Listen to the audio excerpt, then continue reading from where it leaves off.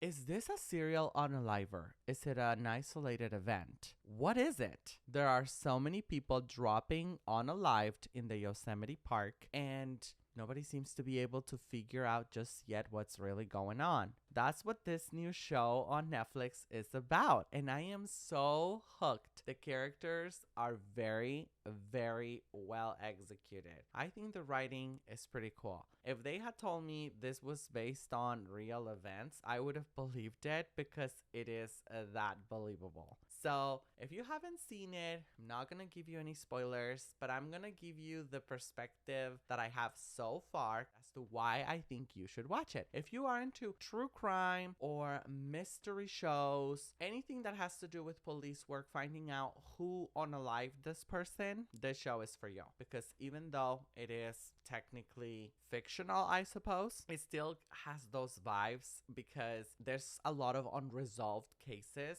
from many years ago that resurface when a new case comes along, when a girl supposedly jumps off a cliff, but then it turns out that that's not as apparent as it may seem. It actually has more to it, and she probably was unalived, and then more people stop dropping unalived. So they're all like, what's going on? And as you can imagine, the politics of it, because it is a national park and they depend on tourism and the optics matter to them because they don't want people to stop coming into the park, it becomes this big mess because, as we know, all that should matter is finding who's responsible for this and keeping people safe, right? That's what you would think. Well, no, that's not all that matters to these people. There's so many things at play and so many people meddling, and the park is just beautiful. There's a lot of scenic views and tons of terrain to cover. And of course, even though this is about policing,